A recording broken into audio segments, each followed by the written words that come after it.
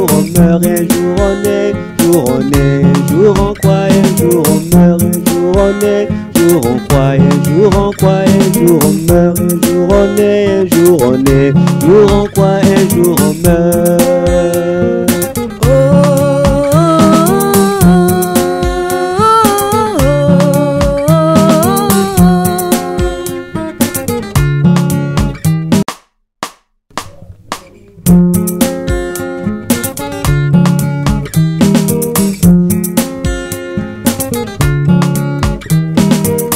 Un jour on est, un jour on croit, un jour on croit, un jour on meurt, un jour on est, jour on est, un jour on croit, un jour on meurt, un jour on est, jour on croit, un jour on croit. Effectivement, c'est-à-dire une nouvelle ONU.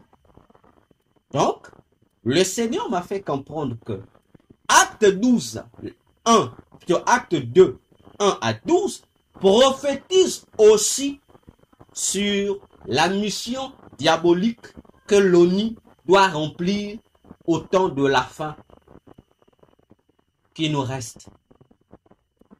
Déstabiliser les familles chrétiennes en devenant une nouvelle ONU, c'est-à-dire l'ONU doit mettre en place des mécanismes qui permettra à une nouvelle ONU de venir approfondir la chose, nuire de plus belle aux familles chrétiennes. À bon entendeur, salut. Bien-aimés dans le Seigneur, les choses sont sérieuses. Et le nouveau pape que nous avons reçu, le pape Francis, Léon XIV, je vous l'ai dit, a pour mission d'aider l'ONU à renforcer les troubles sur la terre. A pour mission, ce pape, d'exciter l'ONU à pouvoir créer des troubles à tous les niveaux pour pouvoir positionner toutes les nations dans une insécurité sans précédent. De sorte que cette posture qu'aura toutes les nations de la terre fera que les habitants de la terre puissent d'un commun accord s'entendre à trouver une solution commune.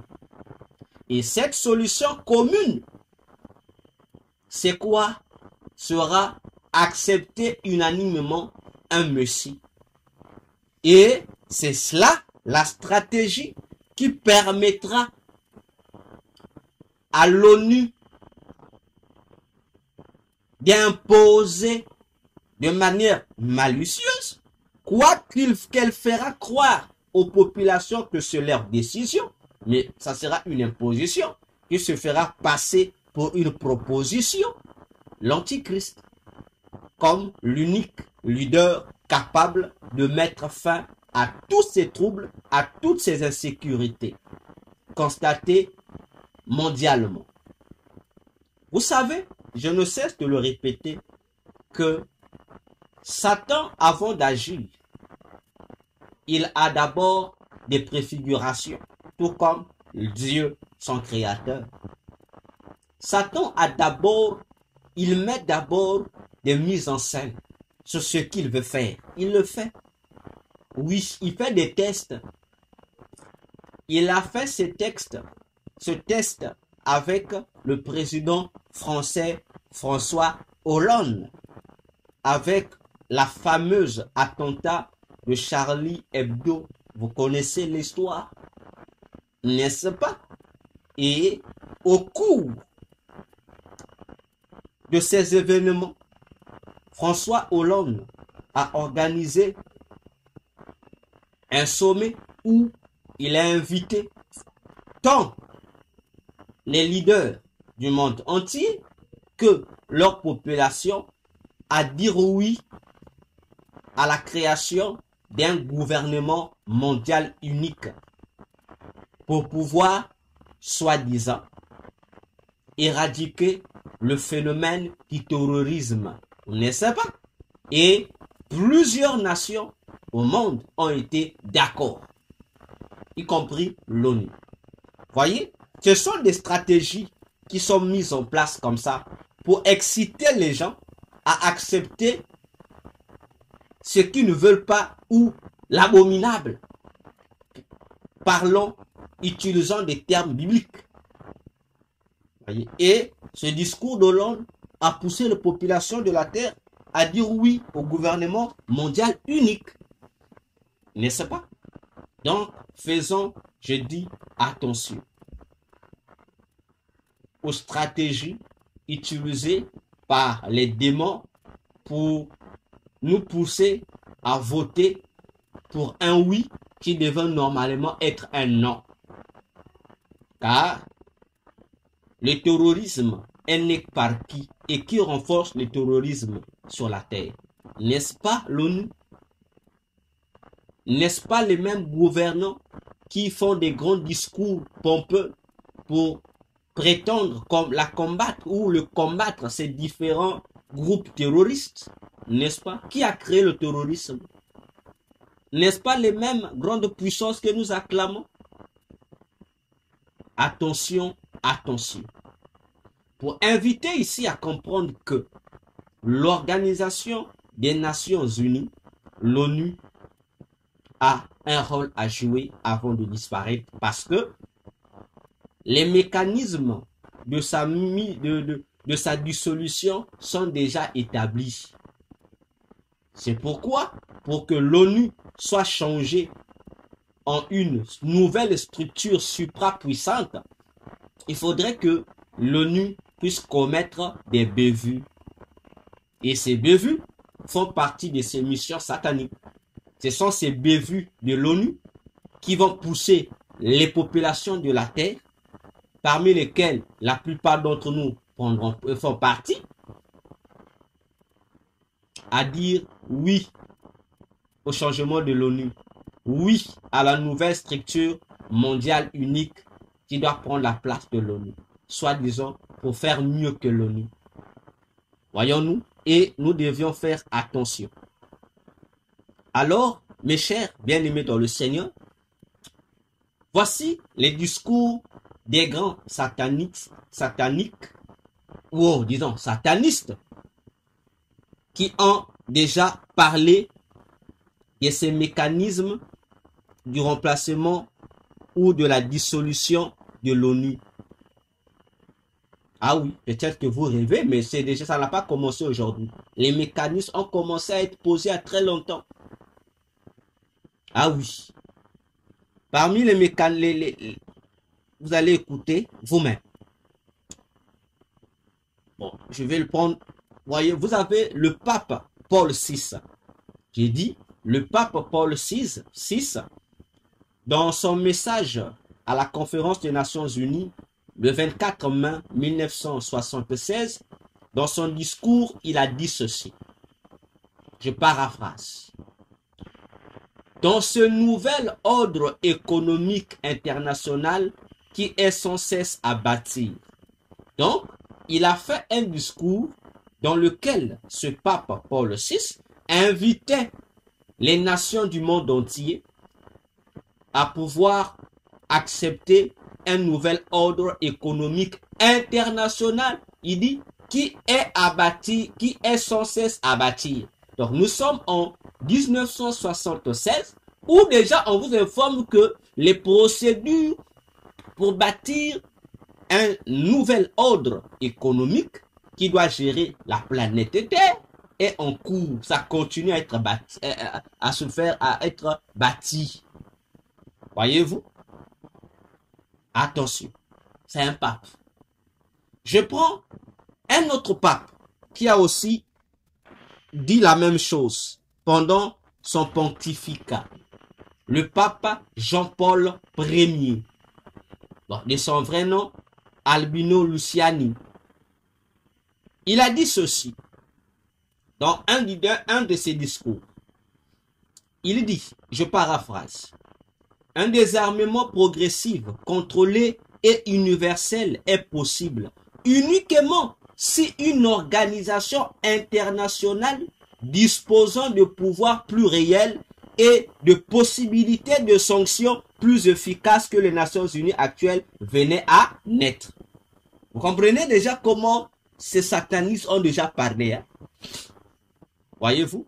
Parce que le pape Jean-Paul Ier, c'est lui que le pape Jean-Paul II est venu remplacer. Voyez-vous? Donc attention, ils ont parlé. Ils ont déjà annoncé que il y a une organisation en cours qui doit remplacer l'ONU. Et cette organisation doit être plus efficace que l'ONU en tout et pour tout. Ça ne vient pas de chez moi. Ce sont des plans conçus. Poursuivons. Toujours. Ces discours-là. Le pape Jean-Paul II. Le pape Jean-Paul II, en 2004, il a fait son homélie du Nouvel An, c'est-à-dire Nouvel An 2004, il dit ceci, je paraphrase. Il faut un ordre qui soit en mesure d'assurer des solutions adéquates aux problèmes d'aujourd'hui, fondées sur la dignité de la personne humaine, sur un développement intégral de la société, sur la solidarité entre pays riches et pays pauvres, sur le partage des ressources et des résultats extraordinaires fournis par le progrès scientifique et technique. Jean-Paul II aussi a parlé de cette super organisation qui doit remplacer l'ONU. Attention. Et il ajoute des mots forts. Cette organisation-là doit gérer le problème, doit apporter des solutions aux problèmes des sociétés. Et il a détaillé les domaines. Attention, l'ONU d'aujourd'hui va disparaître. Tout comme l'ONU elle-même est venue remplacer la SDN, la Société des Nations, qui a été créée après la Première Guerre mondiale. L'ONU a été créée après la Deuxième Guerre mondiale. Je dis attention. Jean-Paul II a parlé et il a dit les progrès scientifiques et techniques seront un outil qui va permettre la création de cet nouvel organisme qui doit remplacer l'ONU. Vous comprenez pourquoi aujourd'hui, depuis 2023, le développement de la technologie vient d'atteindre un niveau inimaginable.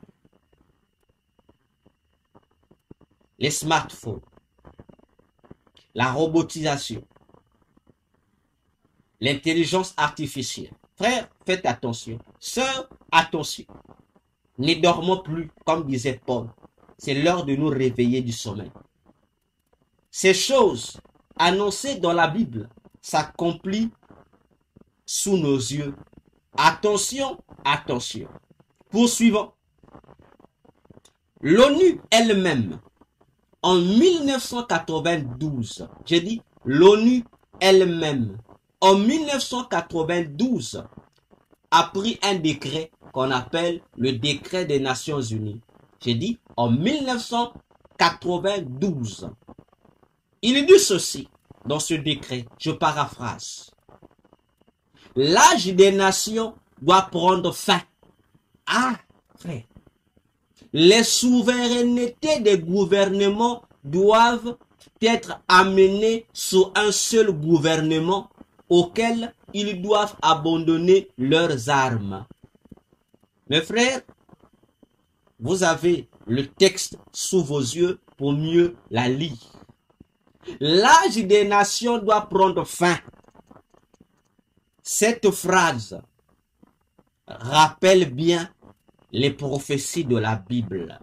Car, que ce soit les prophètes de l'Ancien Testament, que les disciples du Nouveau Testament, ils ont rappelé cette phrase pour annoncer quoi?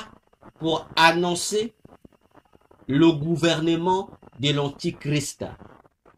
Ceux qui lisent la Bible savent ces choses, mes frères, mes sœurs. Pour nous dire ici, en un mot et de manière claire que l'ONU elle-même est consciente qu'elle sera remplacée par une super organisation qui va ravir toutes les souverainetés des nations. Donc, on va s'en foutre de vos démocraties. On va s'en foutre que vous soyez des pays indépendants et vous serez obligés de vous soumettre à cette organisation qui va désormais diriger le monde entier. Que ce soit les royautés, les républiques, ou l'aristocratie, ou les empires, tout ce monde-là, vous allez abandonner ça pour être dirigé par une super organisation qui va gérer le monde. L'ONU dit ça. Et ce qui est marrant et qui est étonnant, c'est que dans sa déclaration du millénaire, c'est-à-dire l'ONU en l'an 2000, l'ONU a fait une déclaration baptisée Déclaration du millénaire. Et ça, l'Assemblée générale des Nations unies avait pris une résolution solennelle. Une résolution solennelle qui stipule ceci. Je paraphrase.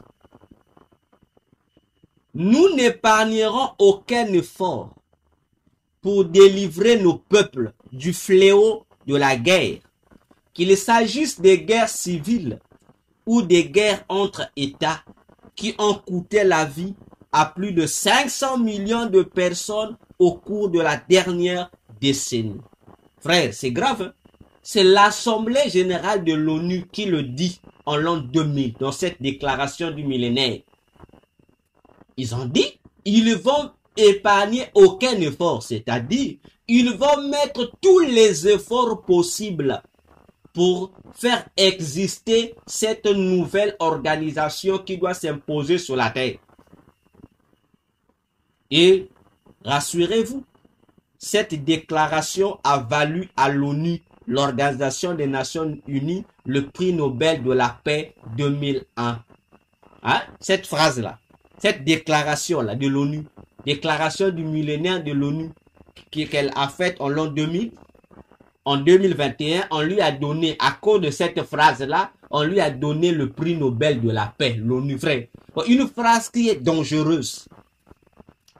Une résolution, une décision dangereuse, où on dit, par tous les moyens possibles, on va imposer cette structure-là. Contre la volonté des gens. S'il faut vous tuer, on va vous tuer. Le problème, c'est accepter ça. Que ça soit volontairement ou involontairement, tous les moyens seront utilisés, frère. Et on donne à l'ONU le prix Nobel de la paix 2001. Voyez un peu comment le monde travaille. C'est pour cette raison, chers tous, que la Bible dit ceci. Ceux qui n'ont pas le Saint-Esprit de Jésus, ce sont des animaux. La Bible appelle homme animal. Voilà, utilisons l'expression biblique. Ce sont des hommes animaux. Pour ne pas dire des hommes animaux. Ce sont des animaux. Parce que un homme qui a un esprit qui fonctionne correctement ne pourra jamais acclamer cette déclaration. Ne pourra jamais dire oui à cette loi. Comment? Les soi-disant organismes qui donnent le prix Nobel de la paix. Bon, une phrase qui vient détruire la paix, mais on lui donne quand même le droit au prix Nobel de la paix. Mes frères, c'est vrai que Dieu a dit dans Ésaïe 5:20, malheur à ceux qui appellent le bien par le mal et le mal par le bien. Les gens de l'ONU et les institutions qui encouragent l'ONU, ils sont déjà sous cette sanction-là. Cette malédiction est déjà sur eux parce que ils appellent désormais le mal le bien et le bien devient le mal à leurs yeux. N'est-ce pas? Pour dire, Église du Seigneur, faisons attention. Je dis, faisons attention. Ce n'est pas fini. Ce n'est pas fini, mes frères. Le nouveau pape a un travail à faire. Je ne vais pas rappeler ce qu'on a déjà dit ici. Pour comprendre, il faut repartir au début de cette étude sur le pape François, le défunt, la mort du pape François. Vous allez prendre toute la succession jusqu'au nouveau pape. Vous allez comprendre de quoi sommes-nous en train de parler. Alors, parlons du plan pour la dissolution de l'ONU. Voyez-vous que par rapport aux éléments que nous sommes en train d'expliquer ici, nous fournissons beaucoup d'informations. Et vous pouvez consulter notre livre intitulé « Qui établira réellement la paix sur la terre ?» Et dans ce livre, vous aurez plusieurs informations complémentaires à propos. Ça va vous aider à comprendre ces choses-là que nous sommes en train de partager avec vous ici. Voyez-vous? Alors, il existe des plans en vue de procéder à la dissolution de l'Organisation des Nations Unies afin de former un tribunal mondial qui s'emparera de toute propriété, de toute économie et de tout dépôt bancaire. Je dis bien, les plans existent déjà. Ça existe, c'est pas aujourd'hui que ça a commencé. Ces plans-là existent. Donc, la super organisation qui va remplacer l'ONU va gérer toutes les choses plus que l'ONU. Voyez-vous? Donc, elle va gérer le tribunal mondial, elle va prendre toutes les propriétés, les biens des gens, l'économie des nations et les affaires des dépôts bancaires. Et ici, je vais évoquer deux éléments dans ce plan, deux éléments importants dans ce plan. Le premier élément, c'est que chaque homme, chaque femme et chaque enfant sera doté d'un numéro et d'une certaine somme d'argent. L'argent en question reçu, cette monnaie d'échange, est déjà entassée dans une banque qui est déjà prête à être utilisée le moment venu. Frère, je ne sais pas si vous comprenez. Pendant que, frère, nous gausions de prêcher en vous disant de fuir le péché, en vous disant, frère, de prendre au sérieux votre vie chrétienne pour ceux qui sont déjà en Christ et de donner leur vie à Jésus pour ceux qui ne le sont pas encore, les païens. Vous pensez que nous n'avons rien à faire. Vous insultez des hommes de Dieu. Vous nous appelez des mondiaux. Vous nous donnez des qualificatifs abominables, frères. Mais sachez-le que nous disons la vérité. L'évangile de Jésus, c'est pour vous délivrer de ces ruses du diable que vous ne voyez pas. C'est de vous aider d'échapper, frère, à cette dictature du diable que vous ne connaissez pas ou à laquelle vous ne prêtiez pas attention. Parce que il y a un voile qui a été répandu sur le globe terrestre par les démons. Et c'est ce voile-là qui empêche les humains, le commun des mortels, que vous et moi sommes, de voir réellement ce que le diable et ses agents nous font faire. Comme je l'ai toujours dit, 99%, j'ajouterai même, de ce que nous voyons n'est que illusion, n'est que mensonge. Voyons-nous, ces choses-là, ces plans ne sont pas conçus aujourd'hui. Ce sont des planifications qui ont été faites depuis longtemps. Les frères, il y a des projets que Satan et les démons ont conçus qui datent, d'autres datent même de 300 ans.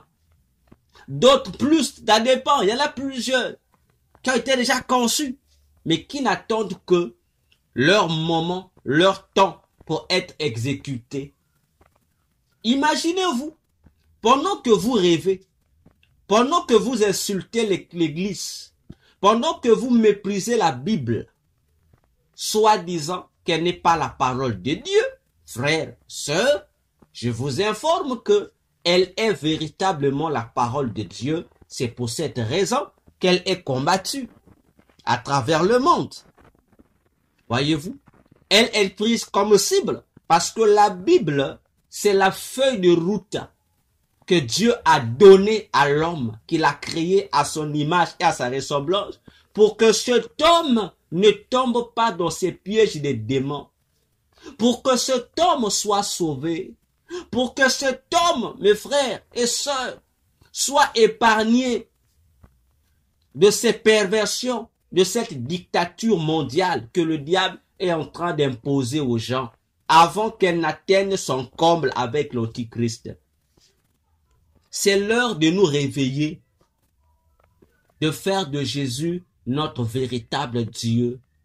C'est l'heure de nous séparer des prophètes X et Y pour faire de Jésus notre unique véritable Dieu et de marcher conformément à sa parole dans la sanctification et dans la sainteté. Frère, c'est le moment. Parce que une banque existe déjà pour accomplir ce plan-là, pour accomplir cette clause de ce plan-là sur la dissolution de l'ONU. On vous remettra de l'argent. Il y a une banque déjà qui est prévue et l'argent est là. Imaginons-nous, aujourd'hui, on est 7 milliards pour certains et 8 milliards pour d'autres, n'est-ce pas? Déjà pour chaque, non, pour tous, soit pour les 8 milliards d'habitants que nous sommes actuellement sur la planète Terre, il est déjà prévu que chacun de nous doit avoir une certaine somme d'argent qu'on va nous remettre. Pour quelle affaire? Mais oui, vous saurez, on va nous remettre pour nous aider à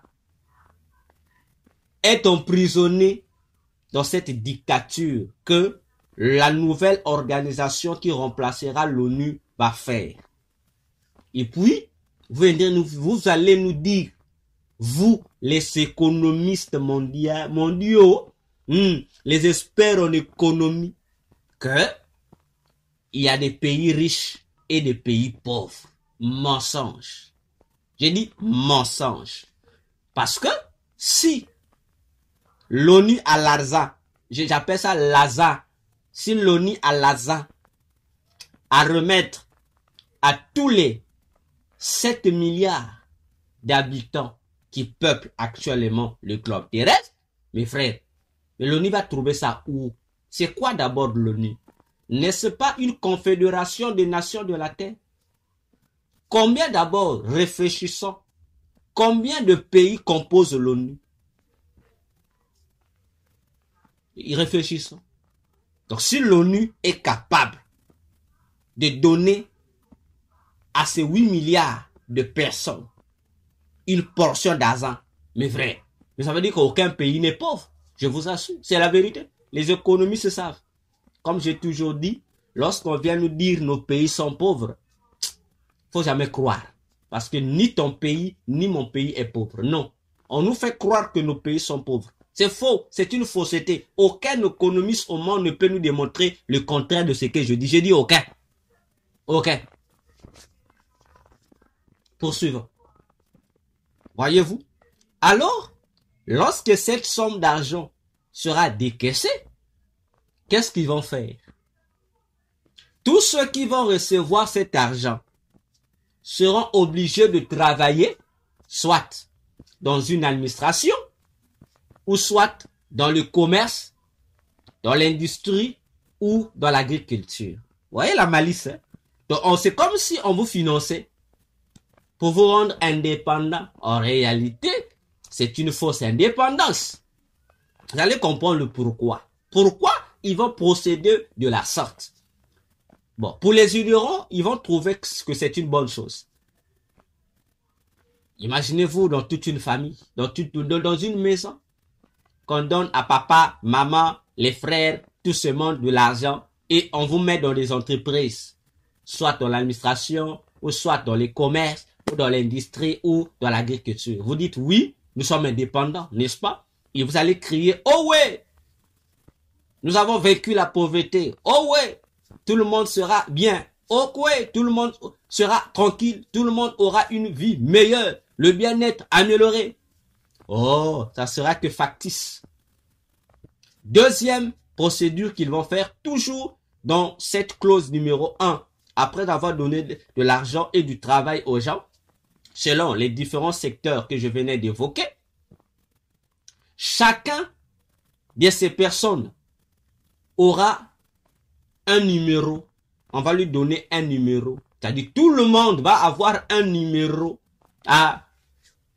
Et c'est par ce numéro-là que les gens auront le droit d'acheter et de vendre. Ah, mes frères, ça va être dangereux. Hein? Pour ceux qui vont crier « Oye !» Ah, développement. Mais tu oublies, c'est un développement empoisonné parce qu'on va vous donner des numéros. Et ici, ceux qui lisent la Bible comprennent ce que ça veut dire. Ça vous ramène à Apocalypse chapitre 13 qui nous parle des marques de la bête. Pas de la, mais des marques de la bête.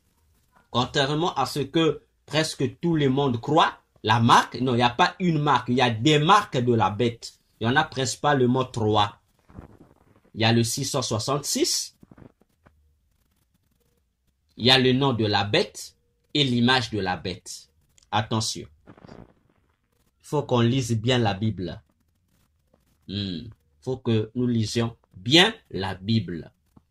Et Apocalypse avait dit, Apocalypse 13, à partir du verset 16 jusqu'au verset 18, que un temps viendra lors du règne de l'Antichrist où on va donner aux gens un numéro.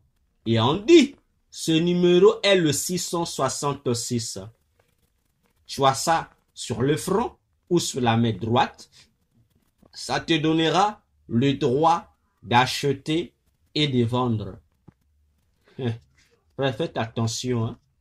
La marque de la bête, bon, comme on le dit vulgairement, ou le 666, n'a rien à voir d'abord avec les puces électroniques. Les puces électroniques ne sont que des échantillons, des tests. On nous teste. Ça n'a pas, c'est pas que par les puces qu'on nous teste. On nous a testé avec le coronavirus par le port du cache-nez, n'est-ce pas? Et la vérification de la température au front et à la main droite. Attention, Satan est en cours. Il est en train d'agir. Il n'y a que les églises chrétiennes dont la plupart sont en train de rêver. Dont la plupart sont encore là en train de chercher les voyages. De chercher le bien-être par le biais de la pensée positive. Ils sont encore là en train de rêver. Mais ils oublient qu'ils doivent préparer leur voyage. Parce que d'un côté, il y a des distractions que les démons mettent en place pour empêcher les gens de prêter attention au retour de Jésus. Et parmi les distractions, il y a cette envie-là d'une meilleure vie, du bien-être, de toujours chercher l'argent. C'est pourquoi il crée des déstabilisations, il crée des troubles sociopolitiques, il crée des crises économiques. C'est pour vous obliger à tomber dans ce piège-là, d'abandonner Jésus, d'oublier qu'il y a un voyage, de vous empêcher de vous préparer pour ce retour de Jésus, afin que ce temps-là que vous deviez préparer votre rencontre avec Jésus soit sacrifié au profit de la recherche de la vie, au profit de la recherche du bien-être.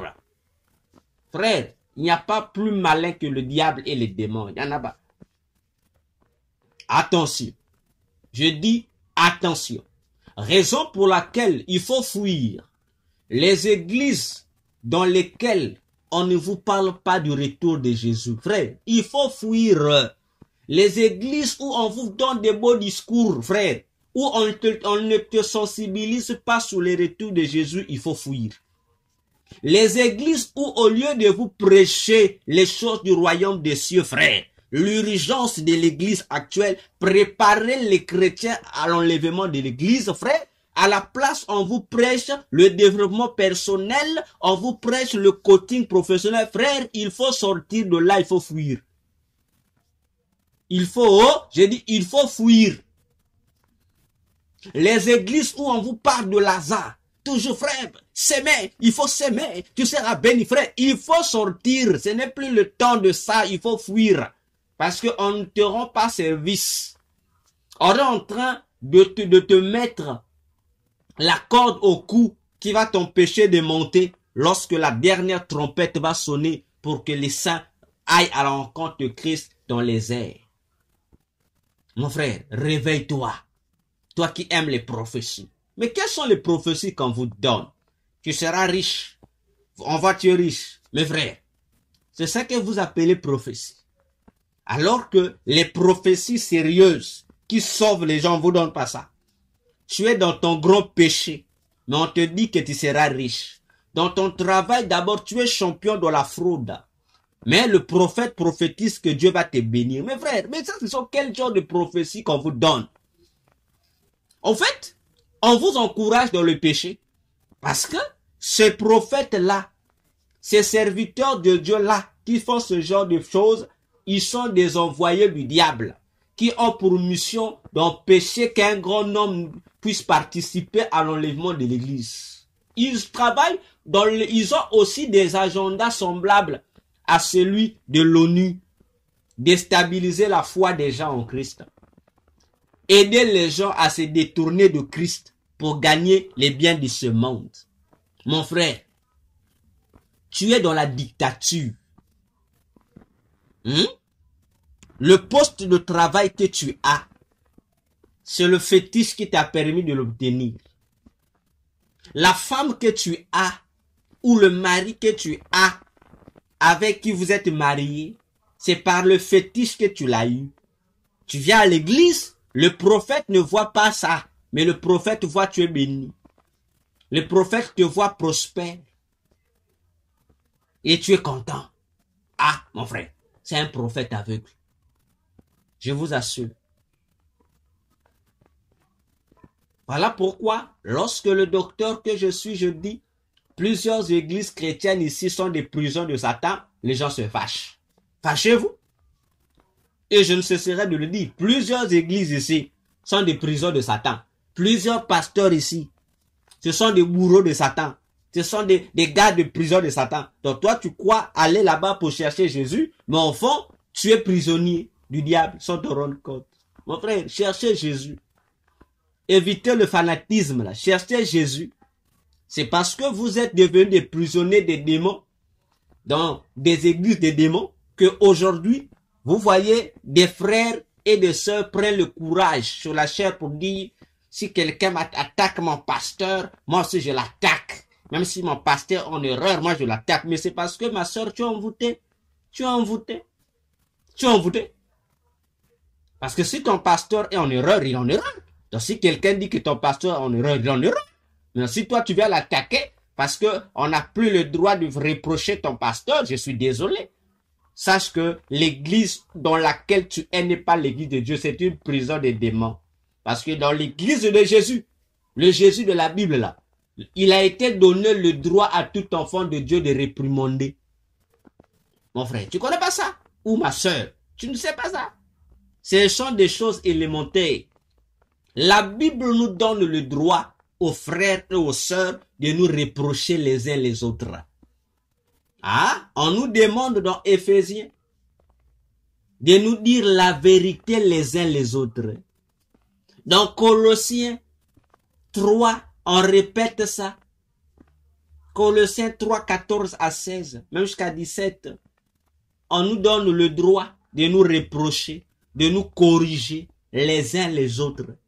Maintenant, si chez vous là-bas, on peut corriger tout le monde, sauf votre pasteur, sachez que vous êtes foutus.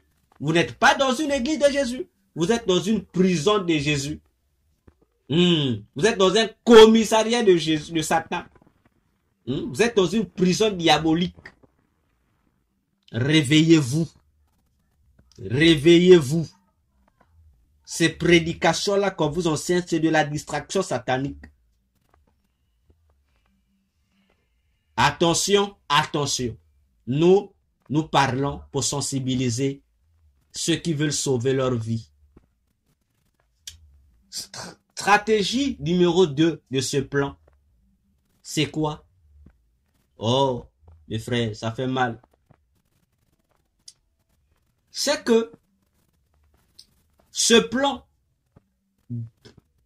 de la dissolution de l'ONU prévoit également une parfaite union entre l'Église de Jésus et l'État pour former une seule adoration. Ici, je voudrais vraiment insister parce que c'est sérieux. Dans le plan de la dissolution de l'ONU, c'est-à-dire le projet que la remplaçante de l'ONU doit appliquer sur la terre. C'est quoi? C'est unir l'Église de Jésus à l'État.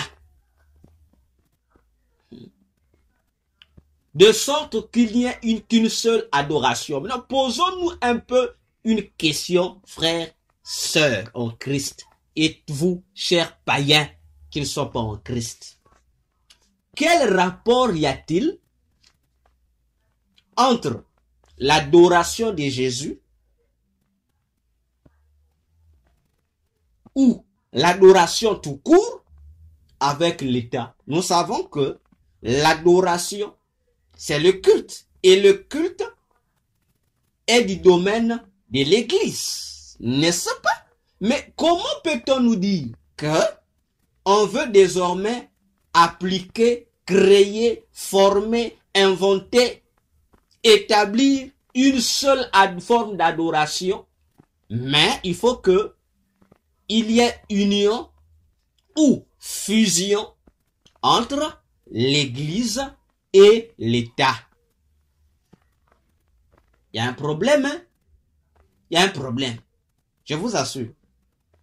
On devait dire union entre l'État et les religions. Non, mais on dit l'État et l'Église. Il y a un État, il y a une Église. On n'a pas cité ici une mosquée. Non. On n'a pas cité ici un monastère. Non. On n'a pas cité un autre temple. On cite un temple qui a un nom qui est l'Église. Et lorsqu'on parle de l'Église dans le domaine de la religion, nous savons qu'on fait allusion à l'Église chrétienne. Ah, et lorsqu'on parle d'un État, peut-être que vous ne connaissez pas, on parle d'un État, on fait allusion à un empire qu'on appelle le Vatican. Attention. Et nous avons expliqué ça, que l'Antichrist viendra régner sur l'Empire romain, c'est-à-dire sur le Vatican. Il sera le roi, le pape au Vatican. Donc, c'est son gouvernement qui est appelé par le gouvernement mondial unique, où il viendra régner sur un monde unifié. C'est pourquoi les satanistes ont mis à jour le projet sur la mondialisation. Ah oui, c'est un bon projet économique, un bon système économique, mais c'est une stratégie diabolique pour aider à la mise en place du gouvernement unique de l'Antichrist qui est appelé le nouvel ordre mondial. Voyons-nous? Donc, une fois que le gouvernement du nouvel ordre mondial va fusionner avec l'Église chrétienne, l'objectif sera quoi? D'imposer une seule forme d'adoration, parce que la Bible dit, l'Antichrist, lorsqu'il apparaîtra, il va combattre le Dieu de la Bible pour imposer son propre culte, et c'est lui qui sera Dieu, et il va imposer que toute la terre puisse l'adorer.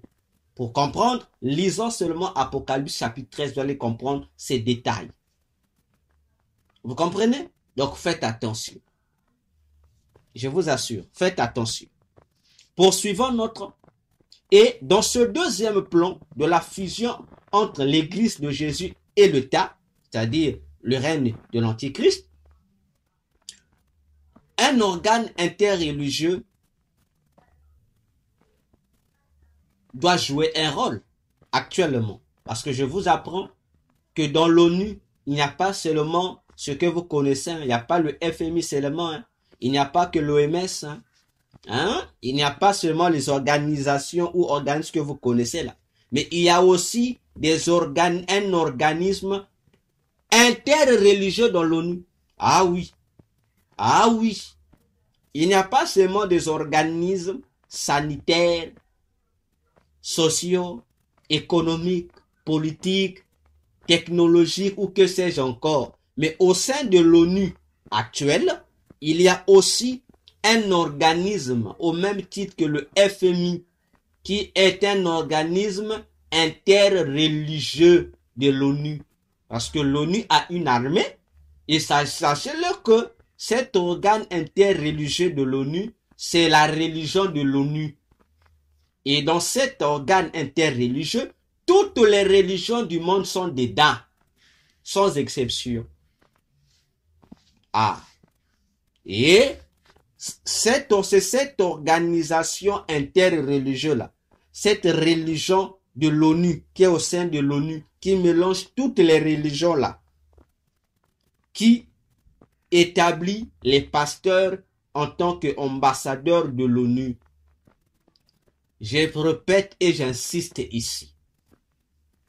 Lorsque tu entends ou que tu vois un homme de Dieu être établi ambassadeur de l'ONU, mon frère, ma sœur, c'est cet organisme interreligieux pourri, satanique, qui les consacre ambassadeurs de l'ONU. Et lorsque les hommes de Dieu sont consacrés ainsi ambassadeurs de l'ONU, on les appelle des évêques. On leur donne plusieurs avantages. C'est pourquoi vous allez constater dans le monde aujourd'hui, dans les églises, on a plusieurs pasteurs déjà qui ont été séduits par ce mouvement. Parce que dans ce mouvement là-bas, c'est tout le monde qui est mélangé, mes frères. C'est tout le monde. Là-bas, c'est un dit interreligieux. Là-bas, tous les dieux sont acceptés. En un mot, c'est une sous-partie, une sous-branche de l'œcuménisme.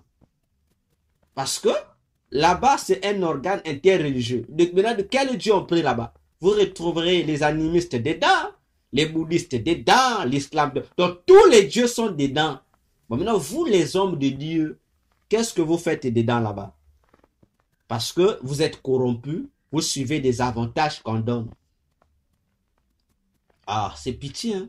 Mais dans les églises, vous êtes là. Voyez-vous? C'est pourquoi vous allez voir que ces hommes de Dieu qui sont ambassadeurs de l'ONU, frère, il faut faire attention avec eux. Je vous assure, si votre pasteur devient ambassadeur de l'ONU, vraiment, il faut le supplier de quitter. Il faut le supplier de quitter parce qu'il va commencer à vous amener des virus sataniques dans l'église. Même s'il ne sera pas peut-être initié dans le cultisme qui est caché dans ce mouvement de l'ONU, mes frères, les lois qui leur seront données seront des lois sataniques quand ils vont commencer à vous imposer ça dans les églises. Parmi ces hommes de Dieu là, vous allez voir que ce sont des hommes de Dieu qui évitent de condamner les autres églises là. Ils disent seulement, ils ont un langage. Oh non, frère, je respecte les hommes de Dieu, même s'il est dans sa religion qui n'est pas chrétienne, mais c'est un homme de Dieu. Il faut leur dire, il est l'homme de quel Dieu? Et ils vous disent encore, l'autre expression qu'ils emploient, c'est quoi? Ils vous diront que, frère, nous prions tous un même Dieu. Mais frère, faites attention. Le Dieu qui accepte d'être prié avec les autres dieux, c'est le démon et le diable. Le Dieu de la Bible, Jésus-Christ de Nazareth, il n'accepte pas qu'on le mélange avec d'autres dieux. Son culte est unique et ça lui appartient à lui seul. C'est pourquoi il est dit dans Ésaïe 42, verset 8, il dit, il ne partage sa gloire avec personne. Hein? Il ne partage sa gloire avec personne. aussi, il est dit encore dans le premier commandement des 10 paroles que nous connaissons bien, que nous appelons vulgairement par les 10 commandements. Qu'est-ce que ça dit? Qu'est-ce que ce Dieu de la Bible a dit dans le premier commandement parmi les 10? Il dit quoi? Même un bébé qui vient de naître aujourd'hui, mes frères, connaît ça. Tu n'auras pas un autre Dieu devant ma face. Tu ne te feras pas... Vous connaissez. Mais comment des hommes de Dieu qui prétendent être au service du vrai Dieu vont aller se mélanger dans un organisme religieux en plus, pour les intérêts spirituels en plus, mes frères? Qu'est-ce qu'ils foutent là-bas? Voilà comment le diable multiplie des stratégies pour corrompre nos hommes de Dieu, nos pasteurs. Ah, mes frères, faites attention. J'ai dit, faites attention. Qui vous conduit? Faites attention. Toute église qui est dans l'œcuménisme est déjà du diable. Tout homme de Dieu qui rentre dans l'œcuménisme, peu importe sa forme, il est déjà du diable. Deuxième objectif de cette deuxième stratégie, c'est quoi? C'est que une fois que l'État et l'Église se sont unis, un jour sera fixé pour cette adoration-là. Un jour sera fixé pour cette adoration commune-là. Et ce jour, il est prévu ce jour dans l'agenda du diable, c'est prévu pour être le dimanche. C'est-à-dire, on va établir qu'il y aura chaque dimanche, tous les peuples et les nations de la terre vont se réunir pour faire un culte à l'honneur de l'Antichrist, des démons. Dans vos différents pays, donc tout le monde sera le même jour, la même date, la même heure, en prière, ils vont adorer la bête. Que c'est grave, je vous assure. C'est grave. Là où l'humanité est en train de partir, mes frères, mes sœurs, je vous dis, c'est très grave. Et vous devriez ouvrir les yeux. J'insiste, c'est le temps de chercher Jésus. C'est le temps de chercher Jésus-Christ pour échapper à ces ruses du diable. Aucun Dieu ne va t'épargner de ça, à part Jésus-Christ. Mes frères, attention, nous faisons l'œuvre de Dieu, car notre travail, c'est de prêcher, d'apporter la parole de Dieu à toute créature pour que chacun se sauve. Et se sauve aussi sa famille. Alors, abordons l'élément sur les missions réelles de l'ONU que tous peuvent connaître. Voyez, au-delà de toutes les missions que nous pouvons citer, chers bien-aimés dans le Seigneur Jésus-Christ, l'ONU n'a que 2 missions majeures. Assurer la paix dans le monde et la sécurité, n'est-ce pas? C'est ça les missions de l'ONU dans le monde. Alors, parlons de la première mission, assurer la paix dans le monde. Il s'agit de quoi? Mais cette paix-là, c'est la protection des personnes. C'est protéger des gens. C'est ça la paix. Parce que pour qu'il y ait la paix, la personne doit être dans un état de non-trouble. Il doit avoir un état où il n'y a pas de problème, de situation. C'est-à-dire, la personne humaine doit jouir de l'absence de trouble. Ce n'est qu'à ce moment-là que sa paix sera assurée. Ce qui veut dire que pour qu'il y ait la paix sur la terre, la jalousie doit prendre fin. La haine aussi doit disparaître. Les mécontentements populaires aussi, ainsi que l'égocentrisme. C'est-à-dire l'égoïsme. Voyez-vous?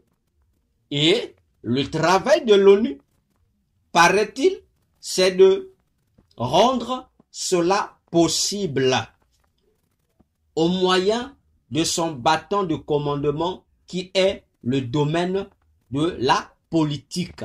Donc, l'ONU se sert de son sceptre royal qui est la politique pour pouvoir assurer aux personnes du monde entier la paix désirée. Voyons-nous?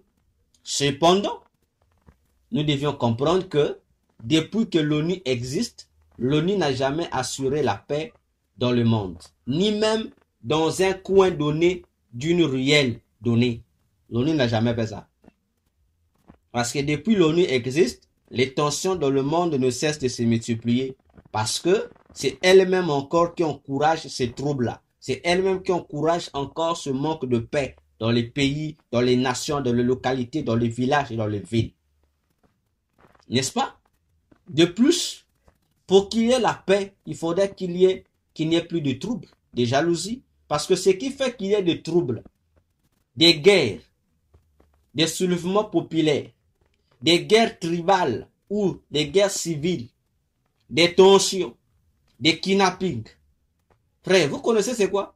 C'est la haine, la jalousie et l'égoïsme, c'est tout.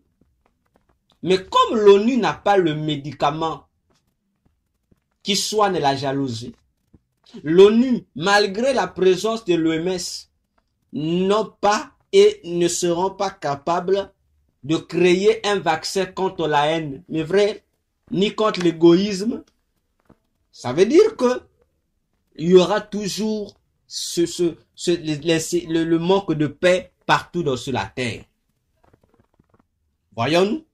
Alors que l'unique personne qui a la capacité suffisante, au-delà même de la possibilité, c'est le Seigneur Dieu Jésus-Christ, l'unique sauveur de l'humanité. C'est lui seul qui soigne, qui a le vaccin contre la haine, contre la jalousie. C'est lui seul qui est capable d'opérer l'homme et de le vacciner. C'est le Jésus, pas l'ONU. Donc l'ONU, c'est une usurpatrice. Faut dire ça ainsi. Faut appeler chien par chien, chat par chat. Alors, dans Matthieu 16, versets 17 à 18, Jésus a donné la réponse pour que l'humanité ait la paix, la véritable paix, et non pas l'ONU. Il dit ceci. Et Jésus répondit et dit, tu es bien heureux, Simon-Pierre, fils de Jonas, car la chair et le sang ne te l'a pas révélé, mais mon Père qui est aux cieux. Et je te dis aussi que tu es Pierre, et que sur cette pierre, j'édifierai mon église. Et les portes de l'enfer ne prévaudront point contre elle. Et je te donnerai les clés du royaume des cieux, et tout ce que tu auras lié sur la terre sera lié dans les cieux, et tout ce que tu auras lié sur la terre, tout ce que tu auras délié sur la terre sera délié dans les cieux.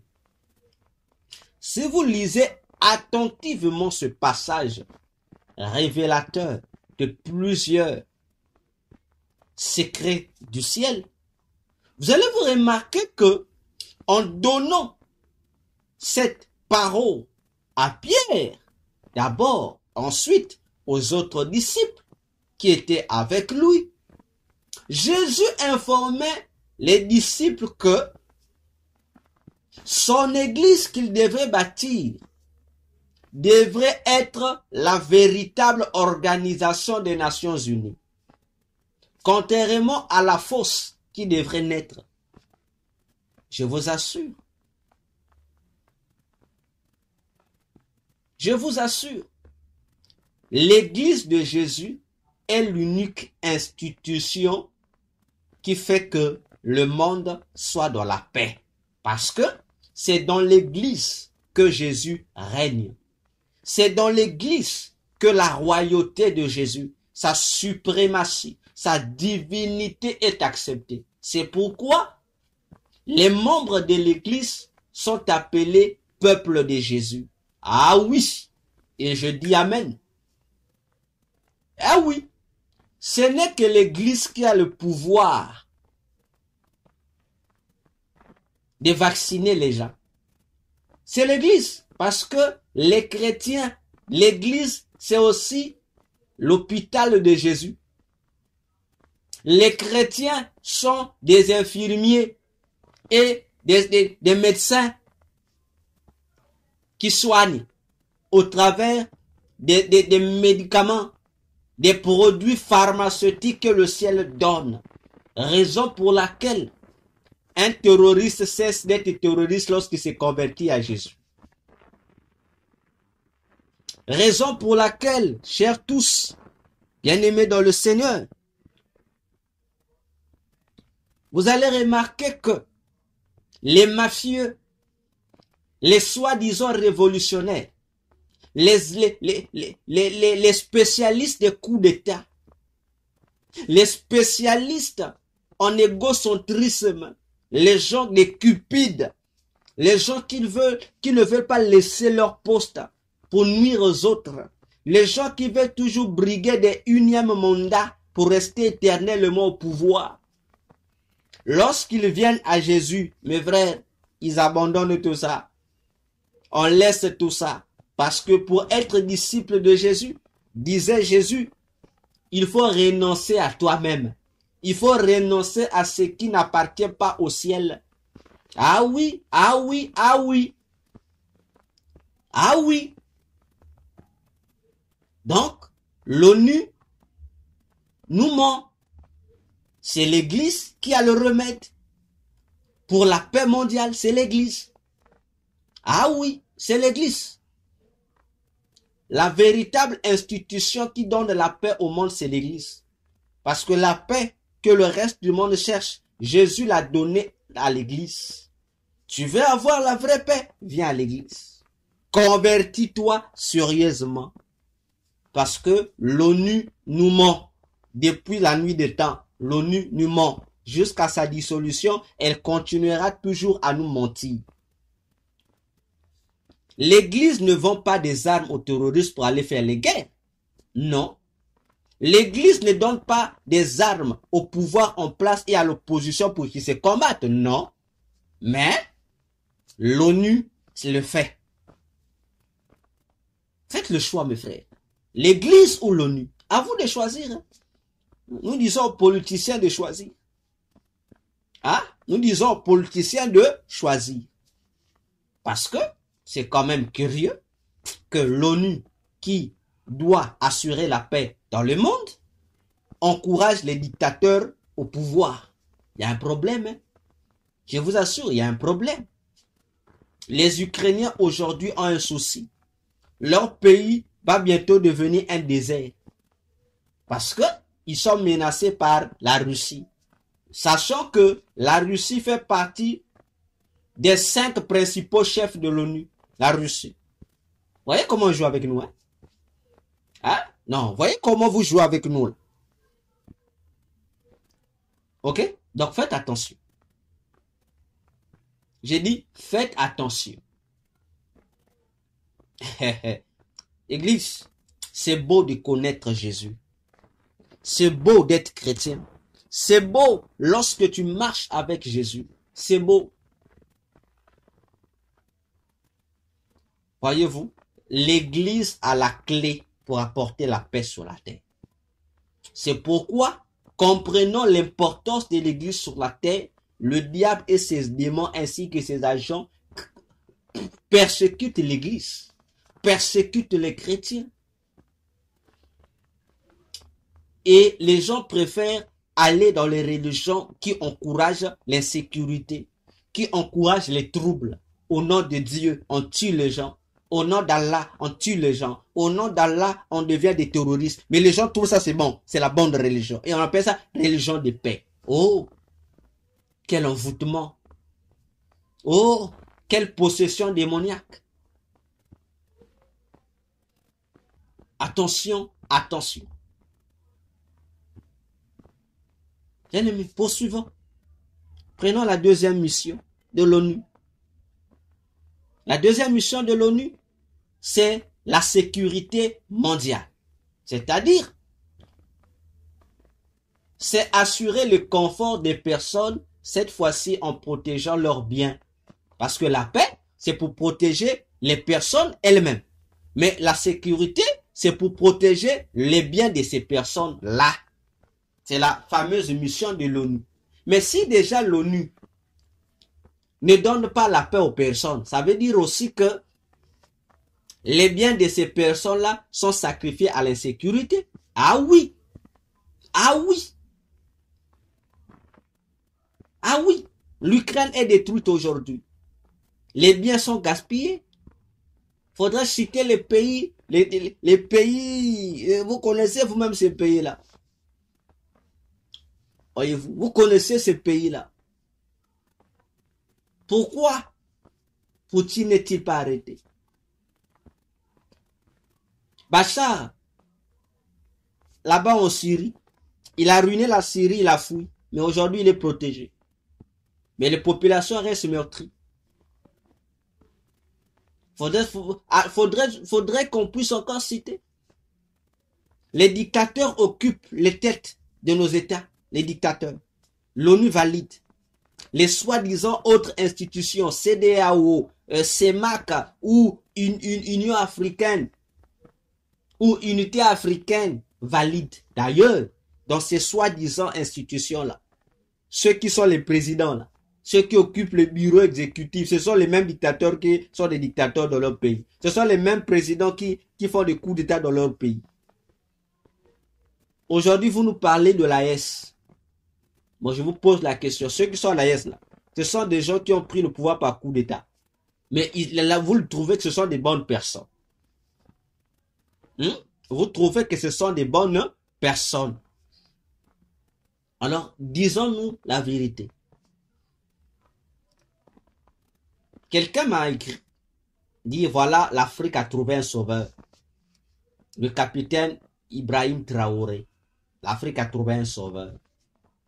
J'ai ri. Vous pensez que c'est un sauveur? Non, il n'est pas un sauveur. C'est un acteur satanique qui vient aussi jouer son rôle.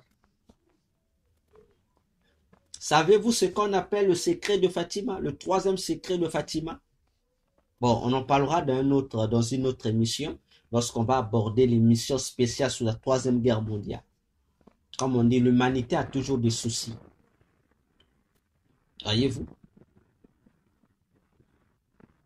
Dans le troisième secret de Fatima, je dis le troisième secret de Fatima, la prophétie de Fatima, faites des recherches, ça ne date pas de l'an 2000. Non. La prophétie de Fatima ne date pas de l'an 2000. C'est une prophétie qui a été donnée par la Vierge Marie. C'est une prophétie qui a été donnée par la Vierge Marie de l'Église catholique là. Elle était apparue, elle a donné une prophétie. Et dans les prophéties, et on appelle ça le secret de Fatima. Je ne vais pas rentrer dans ces détails aujourd'hui. Je vous épargne les détails. Et dans cette prophétie appelée secret de Fatima, gardée par le Vatican, il y a plusieurs informations dedans. Et parmi les informations dedans, je vous apprends, on parle d'Ibrahim Traoré. On a parlé de lui. Ce qu'il fait là, c'est pas nouveau. Pour vous, c'est nouveau, mais pour nous, c'est pas nouveau. Pour moi, c'est pas nouveau. Ça a été programmé sataniquement comme ça. Et Ibrahim Traoré fait partie des derniers présidents africains qui sont allés voir le pape François, qui ont été appelés par le Vatican. Ah, parce qu'il faut vous dire des choses clairement.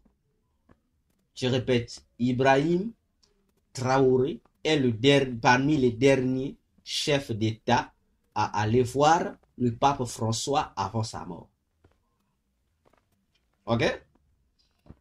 Ibrahim Traoré est parmi les premiers présidents à aller rencontrer le successeur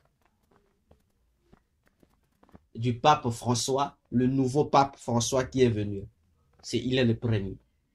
Et lorsqu'il est parti, bon, je ne sais pas si les médias vous ont révélé ce qui a été dit, on lui a rappelé la mission qu'il doit faire. On lui a rappelé cette mission-là. Et le secret de Fatima dit, parmi les secrets, que dans ce pays où il est là, le pays de l'homme intègre là, il doit avoir un jeune homme qui doit arriver, qui doit prendre le pouvoir par coup d'État pour faire alors, son scénario avait déjà été écrit par le diable. Ok? Pour nous dire ceci, il y a la sécurité, aucune sécurité au monde. L'ONU a échoué en tout et pour tout. Ah, nous le disons haut et fort. C'est pourquoi l'ONU s'organise à nuire à l'église de Jésus. Voyez-vous? Parce que c'est à l'église qu'il a été donné le pouvoir de sécuriser les biens des hommes. C'est à l'église. Et nous le disons haut et fort. Nous allons lire un passage de la Bible. Matthieu 5, versets 13 à 16. Matthieu 5, versets 13 à 16, Jésus disait, c'est Jésus qui parle, il dit, vous êtes le sel de la terre. Jésus s'adresse à son peuple, à l'église, à ses disciples, à ses chrétiens. Vous êtes le sel de la terre. Mais si le sel perd sa saveur, avec quoi le salera-t-on? Il ne vaut plus rien qu'à être jeté dehors et foulé des hommes. Vous êtes la lumière du monde. Une ville située sur une montagne ne peut point être cachée, et on n'allume point la lampe pour la mettre sur un boisseau, mais sur un chandelier, et elle éclaire tous ceux qui sont dans la maison. Ainsi que votre lumière luise devant les hommes, afin qu'ils voient vos bonnes œuvres et qu'ils glorifient votre Père qui est aux cieux. Je dis Amen. Voilà la responsabilité de l'Église. Assurer la paix et sécuriser. C'est ça le travail de l'Église. C'est ça le travail de l'Église. Ce texte de Matthieu 5 est sans commentaire. C'est trop clair. Clair plus que de l'eau. C'est très clair. Voilà pourquoi l'Église est infiltrée par des serviteurs du diable qui viennent corrompre les vrais serviteurs. C'est pour empêcher que l'Église soit la lumière du monde. C'est pour empêcher que l'Église soit le sel de la terre. C'est-à-dire, c'est l'Église qui donne le goût à la vie sur la terre. C'est l'Église. C'est l'Église qui montre aux hommes de la terre le chemin à suivre. C'est l'Église. Ce n'est pas l'ONU. Non, ce n'est pas l'ONU. Je vous dis, ce n'est pas l'ONU. Ce n'est pas l'ONU.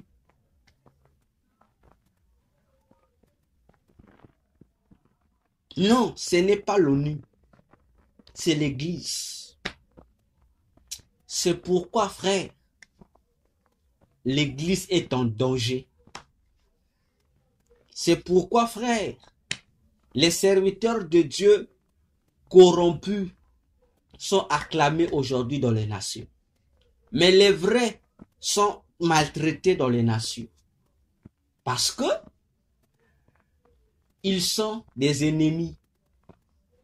des ennemis de la paix. Donc, les hommes de Dieu ont la mission. Les chrétiens ont la mission, mes frères, de sécuriser les biens des gens et leur propre vie. Parce qu'ils ont reçu le pouvoir du Créateur qui a créé les cieux, la terre et tout ce que la terre renferme. C'est le Dieu de la Bible. Jésus-Christ est son nom.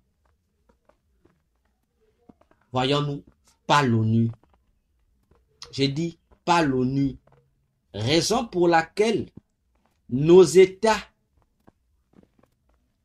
refusent de donner nos pays à Jésus pour ne continuer, ne s'éterniser qu'à les donner comme sacrifice aux démons.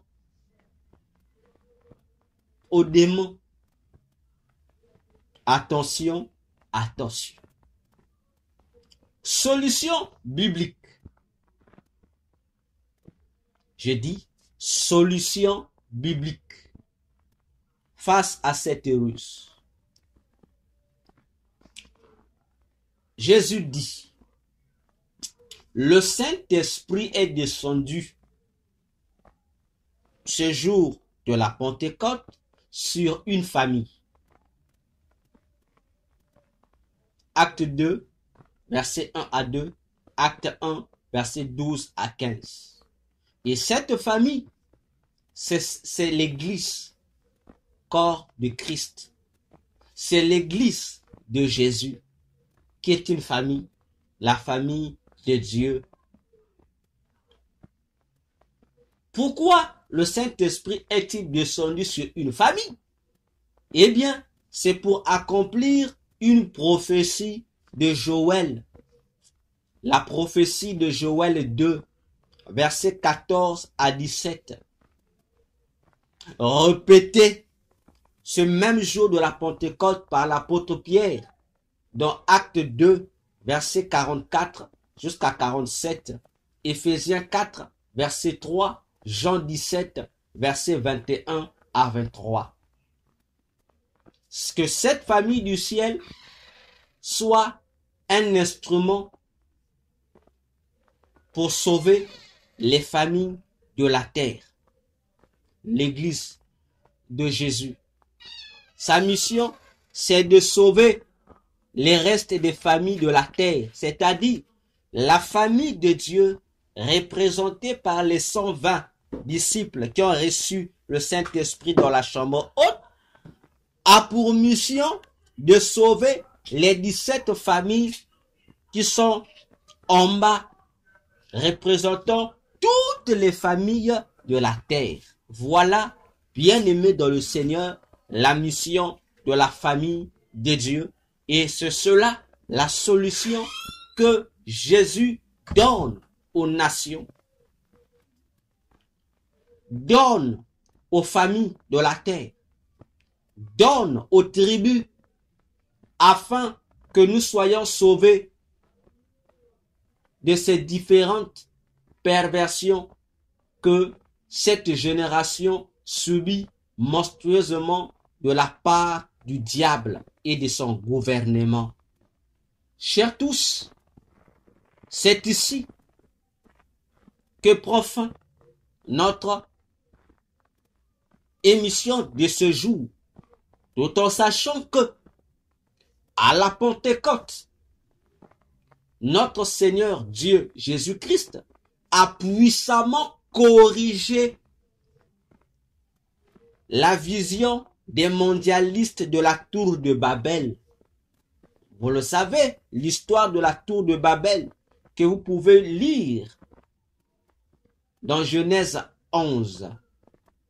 Parce que c'est la même vision des mondialistes de la tour de Babel de Genèse 11 que les mondialistes d'aujourd'hui, c'est-à-dire l'ONU, les grandes puissances et nos États, nos pays sont en train de poursuivre. ils sont en train, eux aussi, de continuer dans la même marge.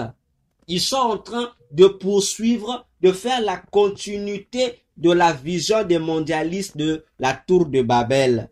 Malheureusement pour eux, comme ils n'ont pas compris, comme ils sont envoûtés, de la même manière que Jésus avait vaincu ces mondialistes en Genèse 11, et Jésus continuera à les vaincre. Et au jour, le jour de la Pentecôte, Jésus les a vaincus.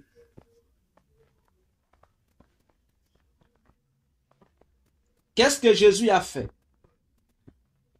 Jésus a mis en place plusieurs langues avec une compréhension pour tous. Ah, j'aime la Bible. Jésus a mis en place plusieurs langues, un système de la diversité des langues, mais avec une compréhension pour tous. Tandis que dans Genèse 11,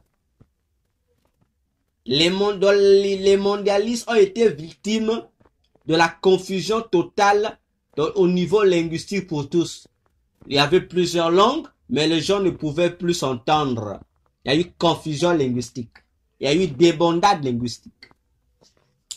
Jésus a encore fait quoi pour vaincre la fausse vision des mondialistes? Il a mis en place un seul nom pour tous. Le nom de Dieu, qui est le nom de Jésus. Alléluia. Tandis que les mondialistes de Genèse 11, ils avaient mis en place un seul nom pour tous, mais à la gloire des démons. Ah! Qu'est-ce que Jésus a encore fait? Il a mis en place une seule culture planétaire pour le salut de l'humanité.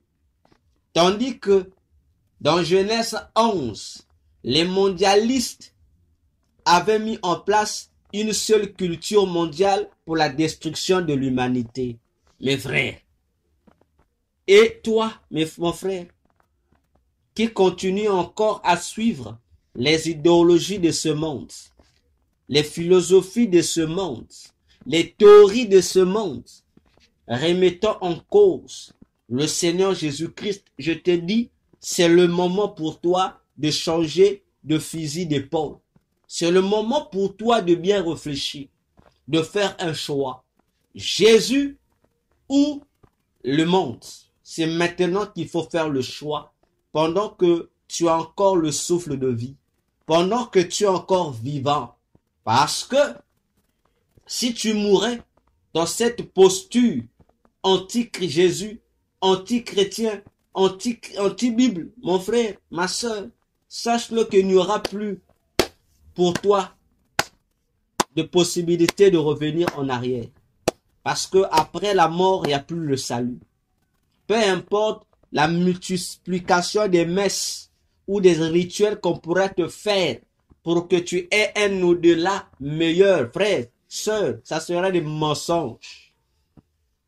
Là-bas, après la mort, on mourra en tant qu'incrédule vis-à-vis de Jésus, vis-à-vis de l'évangile de Jésus, vis-à-vis de ce que la Bible enseigne. Mon frère, ma sœur, tu vas te retrouver en prison pendant qu'on va enterrer ton corps, mais ton âme sera en prison. J'ai dit en prison. Alors, c'est maintenant que nous devons tous faire un choix. Jésus ou rien. Ne dis pas que Jésus ou quelque chose. Non, Jésus ou rien. Si tu n'as pas Jésus, sache que tu n'as rien. Et tu es perdu. C'est maintenant qu'il faut se repentir. Jésus est notre salut. Dans Jean 3,16, Jésus a dit qu'il est venu sur la terre, c'est pour sauver le monde. Mais celui qui ne croira pas en lui restera condamné. C'est à toi de voir. Le salut en Christ est un choix personnel. Ce n'est pas de la dictature, non. On n'a pas besoin de l'épée comme l'a fait Mahomet avec Allah pour imposer l'islam. On n'a pas besoin de torture comme a fait le catholicisme, non. On n'a pas besoin de faire comme Martin Luther, le fondateur du protestantisme, torturer les gens. Non. Jésus a prêché l'évangile. Les apôtres l'ont prêché. L'évangile était au choix. Ce n'était pas du forcing. Et moi non plus, je ne te forcerai pas. C'est à toi de faire ton choix. Car le salut appartient à quiconque croit. Et Paul disait dans Romains 10, si tu confesses de ta bouche et tu crois de ton cœur, tu seras sauvé. Voilà le principe. Alors, bien-aimés dans le Seigneur, c'est ici que nous nous arrêtons. Nous allons nous retrouver dans notre prochaine séance afin que chacun de nous sache sauvegarder son salut s'il a déjà obtenu et que ceux qui ne l'ont pas encore sachent l'obtenir avant que le trop tard ne nous rattrape. Merci pour votre attention. C'était moi, votre humble serviteur, le docteur Véracité KTN. Nous allons nous retrouver dans notre prochaine émission, dans la suite, dans la partie 4 de cette rubrique sur le pape Léon XIV. Il y a encore beaucoup de choses à dire. Par l'aide du Seigneur, nous aurons le temps de vous dire ce que le Seigneur nous a dit, ce que nous avons entendu dans le monde de Satan. Que Jésus-Christ vous fasse du bien, se révèle à vous encore et qu'il vous aide à prendre conscience. Je vous dis à bientôt et merci encore. Que Dieu, s'il ne revenait pas aujourd'hui, qu'il nous garde pour la prochaine rencontre. Merci et au revoir.